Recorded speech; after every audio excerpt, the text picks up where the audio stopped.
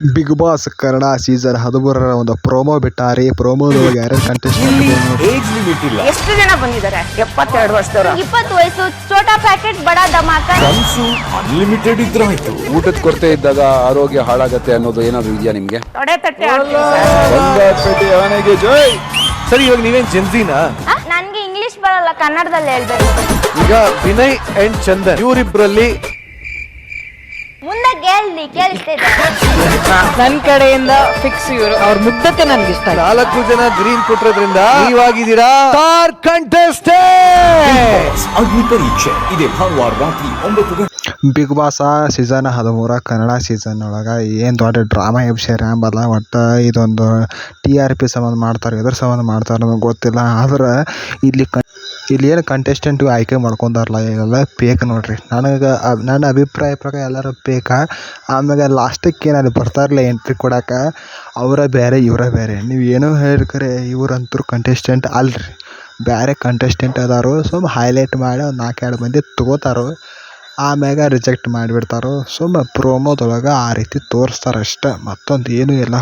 ಈಗ ಬೇರೆ ಬೇರೆ ಕಂಟೆಸ್ಟೆಂಟ್ಗಳು ಬರ್ತಾರೆ ಬಿಗ್ ಬಾಸಕ್ಕೆ. ನಿಮ್ಮ ಪ್ರಕಾರ ಯಾರ್ಯಾರು ಬರಬೇಕು, ಯಾರ್ಯಾರು ಬರಬಾರ್ದು ಅಂತ ಕಮೆಂಟ್ ಮಾಡಿರಿ. ಮತ್ತು ಬಿಗ್ ಬಾಸ್ ಸೀಸನ್ 13 ಒಳಗೆ ಏನೇನು ವಿಶೇಷತೆ ಐತಿ, ಏಜ್ ಲಿಮಿಟ್ ಇಲ್ಲ, ಆಧಾರ್ ಲಿಮಿಟ್ ಇಲ್ಲ, ಜನಸಾಮಾನ್ಯರು ಎಲ್ಲರೂ ಬರ್ತಾರೋ. ಮತ್ತು ಸಿನಿಮಾದವರು, ನಟ ನಟಿಯರು, ಮತ್ತು ಹೀರೋಯಿನ್ಸು, ಮತ್ತು ಕಾಮಿಡಿ ಕಿಲಾಡಿಗಳಿಂದ ಬರ್ತಾರೋ, ಮತ್ತು ಧಾರಾವಾಹಿಗಳಿಂದ ಬರ್ತಾರೋ, ಇನ್ನಿತರ ಎಲ್ಲ ರೀತಿಯಾದ ಮಾಧ್ಯಮದಿಂದ ಬರ್ತಾರೋ.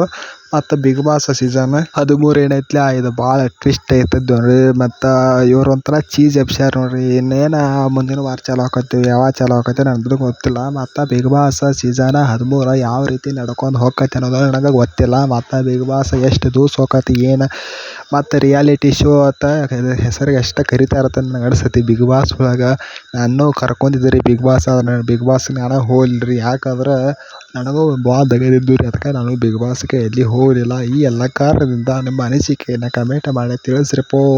ಮತ್ತು ದಯವಿಟ್ಟು ನಮ್ಮ ವಿಡಿಯೋನ ಫುಲ್ ನೋಡಿರಿ, ಯಾಕಂದ್ರೆ ವಾಚ್ ಟೈಮನ್ನು ಹೆಚ್ಚು ಮಾಡಿರಿ ದಯವಿಟ್ಟು ಹೇಳ್ತೇನೆ ರೀ.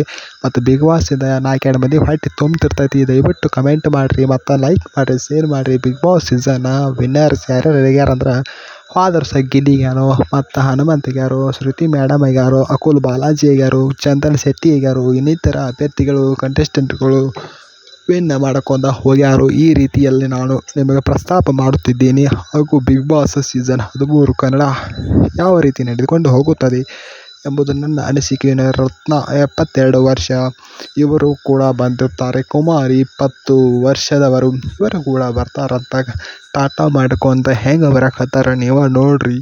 ನನಗಂತೂ ಇದು ಕರೆ ಅಂತ ಅನಿಸ್ವಾತು. ಮತ್ತು ಯಾವ ರೀತಿ ಇರ್ತೈತಿ ಬಿಗ್ ಬಾಸ್ ಅಂತ ನನಗಂತೂ ಒಂದು ತಿಳಿಬಾತಾಗೈತಿ. ಶ್ರುತಿ ಮೇಡಮ್ ಅವರು ಹೋದಾರು, ಆಮ್ಯಾಗ ಸಂಗೀತ ಅವರು ಹೋದಾರು, ಮತ್ತು ಯಾರ್ಯಾರು ನನಗಂತೂ ಗೊತ್ತಾಗತ್ತೈತಿ. ಹೇಗೆ ಹತ್ತಾಕತ್ತೈತಿ ನನಗಂತೂ ಏನೋ ಗೊತ್ತಾಗತ್ತೈತಿ. ದಯವಿಟ್ಟು ನಮ್ಮ ಚಾನಲ್ನ ಸಬ್ಸ್ಕ್ರೈಬ್ ಮಾಡಿರಿ, ಲೈಕ್ ಮಾಡಿರಿ, ಶೇರ್ ಮಾಡಿರಿ. ದಯವಿಟ್ಟು ಎಲ್ಲರಿಗೆ ಶೇರ್ ಮಾಡಿರಿ. ಮತ್ತು ಕಮೆಂಟ್ನಾಗ ಬಿಗ್ ಬಾಸ್ ಕಿಚ್ಚ ಸುದೀಪ್ ಏನೇನು ಬರ್ತೀರಿ ಬರ್ಕೋರಿ. ಮತ್ತು ನನಗೆ ಇಷ್ಟು ಹೇಳೋದಿತ್ತು, ಏನ್ರಿ ನಿಮ್ಮ ಅನಿಸಿಕೆಯನ್ನು ಕಮೆಂಟ್ ಮಾಡಿರಿ. ನಮಸ್ಕಾರ, ಜೈ ಹಿಂದ್, ಜೈ ಕರ್ನಾಟಕ.